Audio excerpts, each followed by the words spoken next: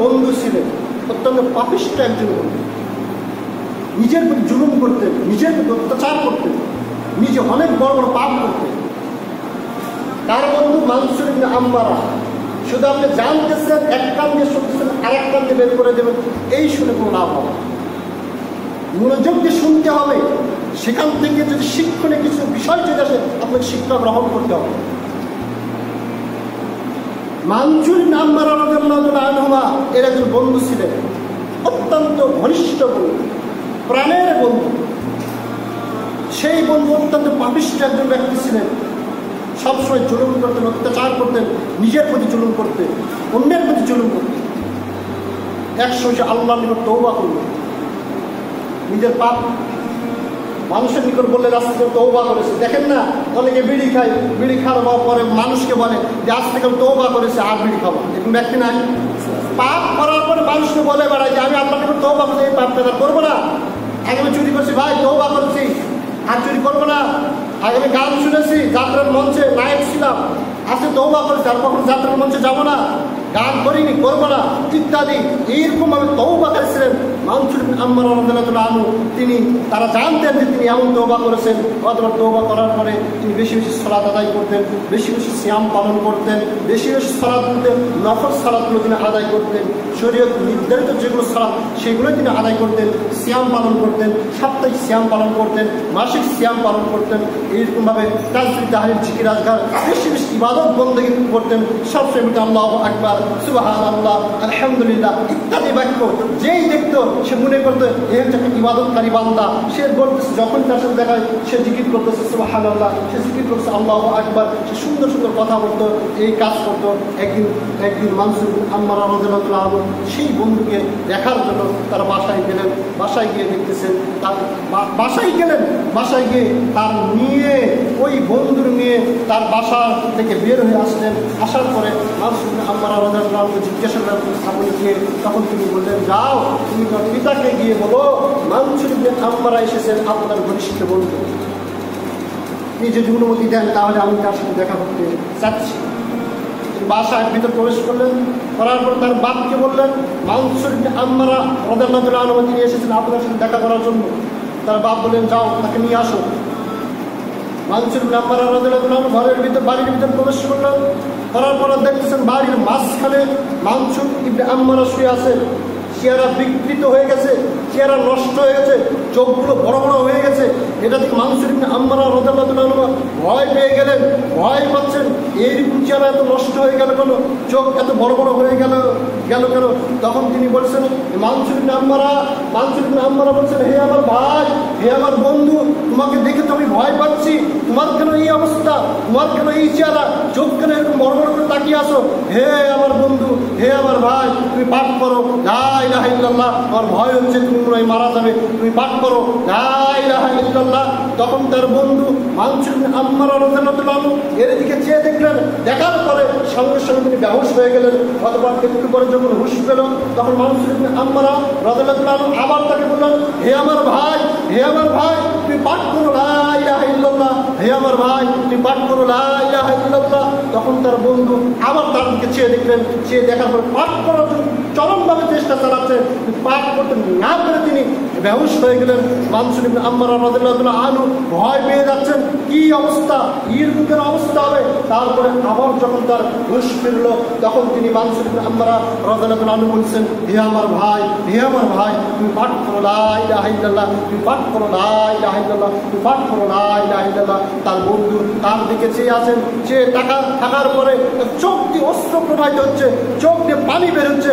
পানি বের হওয়ার পরে তিনি মুখ ফুটে বললেন, হে মানসুর ইবনে আম্মারা, হে আমার বন্ধু, এই লা ইলাহা ইল্লাল্লাহর মাঝে আর আমার মাঝে একটা আল্লাহ রাব্বুল আলামিন প্রাচীর তৈরি করে দিয়েছেন, আমি কখনো পাঠ করতে পারতেছি না, পাঠ করতে পারছি না। যেই চেষ্টা করছি, চরম পরিমাণ চেষ্টা করতেছি, ও আল্লাহ রাব্বুল আলামিন এমন প্রাচীর। মানসুর ইবনে আম্মারা রাদিয়াল্লাহু আনহু সঙ্গে সঙ্গে বললেন, লা হাওলা ওয়ালা কুওয়াতা ইল্লা বিল্লাহ। এই কি অবস্থা আপনার? আপনি তো বেশি বেশি সালাত আদায় করতেন, আপনি তো বেশি ইবাদত বন্দেগী করতেন, সিয়াম পালন করতেন, নফল সালাত আদায় করতেন, রাত জেগে জেগে শুনতাম, সারাটা রাত তাহাজ্জুদের সালাতে বার করে দিতেন। এত ইবাদত বন্দেগীর এই অবস্থা কেন?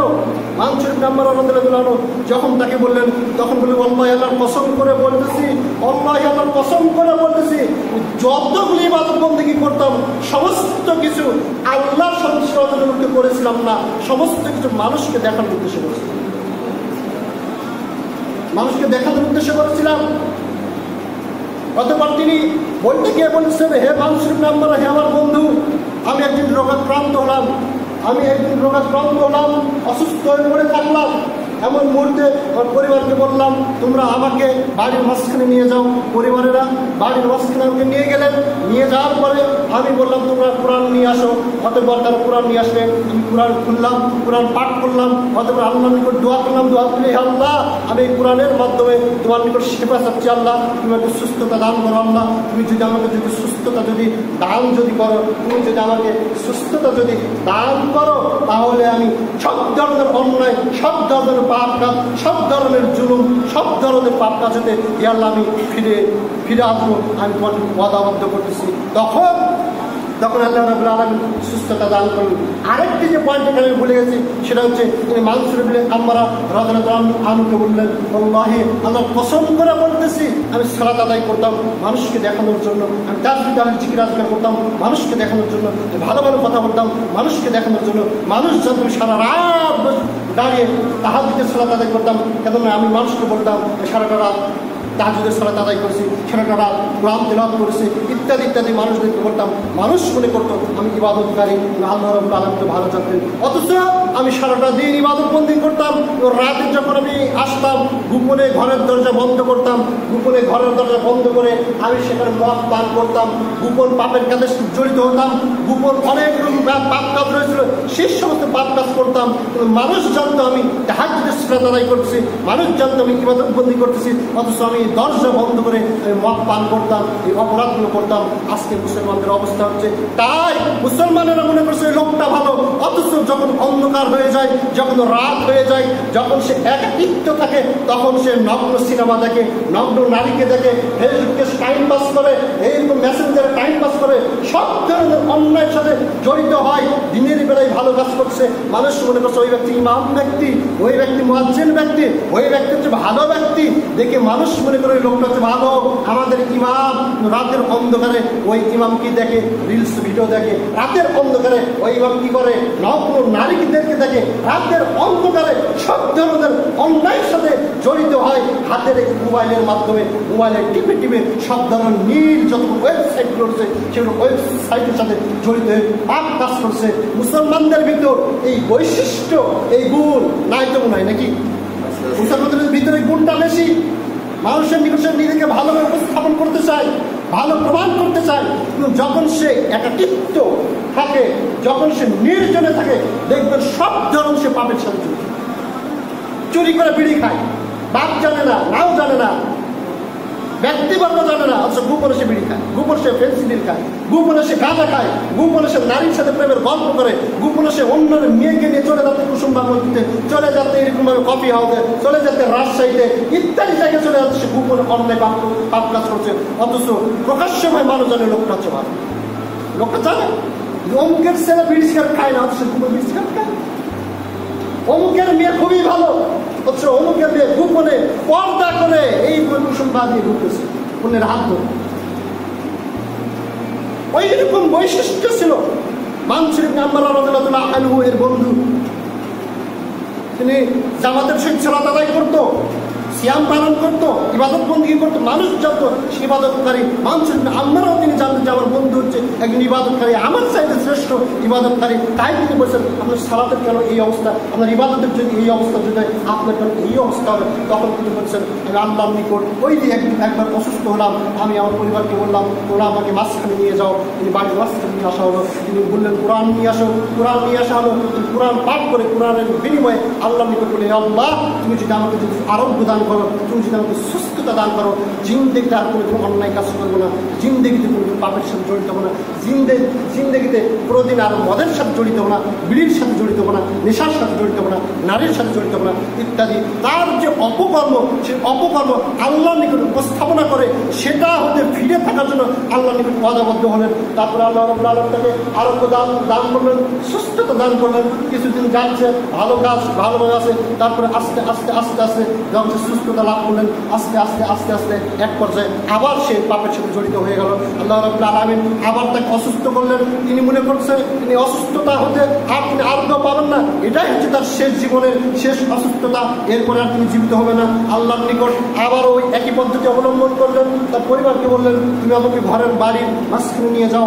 মাঝখানে নিয়ে আসা হলো। তারপরে বলা হলো, যাও একটা কোরআন নিয়ে আসো। কোরআন নিয়ে আসা হলো। কোরআন পাঠ করলেন। পাঠ করার পরে আল্লাহর নিকট ওয়াদাবদ্ধ হলেন, আল্লাহ তুমি যদি আমাকে যদি আরোগ্য দান করো, সুস্থতা যদি দান করো, আর জিন্দেগিতে কোনোদিন পাপের সাথে জড়িত হবো না। আল্লাহ রাব্বুল আলামিন আবার তাকে আরোগ্য দান করলেন।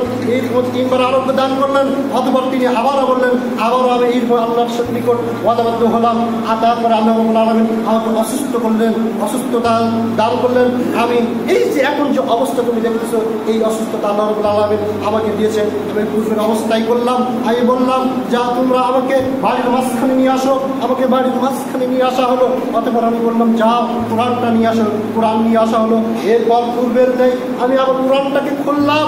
কোরআনটাকে খুলে দেখছি কোরআনের একটা অক্ষরের সমস্ত অক্ষর সাদা হয়েছে। কোরআন পড়বো, আল্লাহর নিকট দোয়া করবো। যখন আমি কোরআন খুললাম, কোরআন খুলে দেখতেছি পুরো কোরআন সাদা হয়ে গেছে। আমার চোখে আর কোরআনের পুরো অক্ষর দেখতে পারতেছি না। তখন আমি বললাম, আল্লাহে, আল্লাহর কসম করে বলছে মানসুর ইবনে আম্মারা, আমি তখন জেনে নিলাম, আমি তখন বুঝে নিলাম আল্লাহ আমার প্রতি রাগান্বিত হয়েছে। আল্লাহ আমার প্রতি রাগান্বিত হয়েছেন। আজকে আর ক্ষমা আমার জন্য নেই, যার কারণে কোরআনের পৃষ্ঠা সাদা হয়ে গেছে। আমি আল্লাহর নিকট হাত তুলে বললাম, আল্লাহ তুমি বিপদ হতে আমাকে রক্ষা করো। আল্লাহ তুমি বিপদ হতে আমাকে রক্ষা করো। মানসুর ইবনে আম্মারা রাদিয়াল্লাহু আনহু তার বিবরণ শুনতেছেন আর অশ্রু প্রবাহিত করতেছেন আর কাঁদতেছেন। কি তার অবস্থা, তার বন্ধুর কি পরিণতি। অতঃপর তার বন্ধু তিনি বললেন, লা হাওলা ওয়ালা কুওয়াতা ইল্লা বিল্লাহ। এই কথা বলে তিনি বাসা থেকে বের হয়ে যাচ্ছেন। কাঁদতে কাঁদতে চোখ মুছতে মুছতে তার এই বন্ধুর পরিস্থিতি দেখে তিনি বের হয়ে চলে যাচ্ছেন। কিছু দূর যাওয়ার পরে তিনি জানতে পারলেন তার এই বন্ধু দুনিয়া থেকে বিদায় নিয়েছে। ওই অবস্থায় তার এই বন্ধু এমন একটা ঘটনা। মানসুর ইবনে আম্মারা রাদিয়াল্লাহু আনহু বন্ধুর ইবাদত কম ছিল না, অনেক ইবাদত বন্দেগী ছিল। আল্লাহর সাথে অনেকবার সে ওয়াদাবদ্ধ, আল্লাহ পাক তাদের সাথে জড়িত হবো না। আজকে আমাদের অবস্থা তাই। আমরা অনেক অন্যায় করতেছি, অনেক পাপ কাজ করতেছি, বারবার আল্লাহ ওয়াদাবদ্ধ হচ্ছি। ওয়াদাবদ্ধ হওয়ার পরে আবার সেই ওয়াদা ভঙ্গ করতেছি।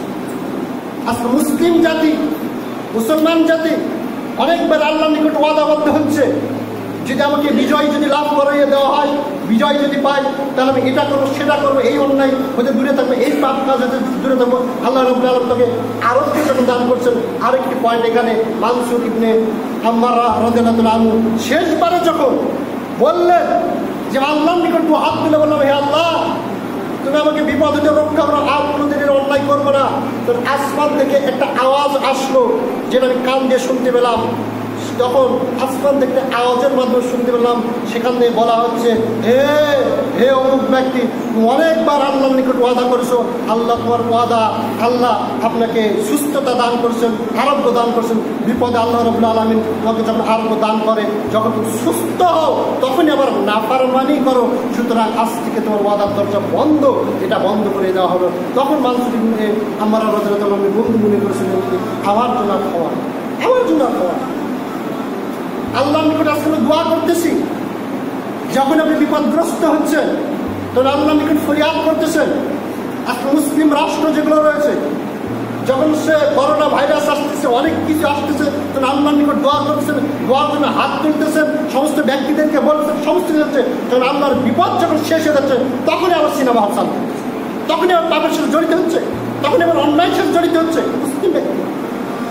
এইরকম বৈশিষ্ট্য রাসূল মুহাম্মদ সাল্লাল্লাহু আলাইহি ওয়াসাল্লামের সাহাবীদের ভিতর কারো ভিতর ছিল না। যতগুলো যুদ্ধ পরিচালনা করা হয়েছিল, তাদের ইতিহাস যদি আপনি যদি জানতেন, তাদের সংখ্যা কম হওয়ার পরেও আল্লাহ রাব্বুল আলামিন তাদেরকে বিজয় লাভ করেছিলেন। কি জন্য? তাদের যুদ্ধ পরিচালনা ছিল একমাত্র শুধুমাত্র আল্লাহর সন্তুষ্ট।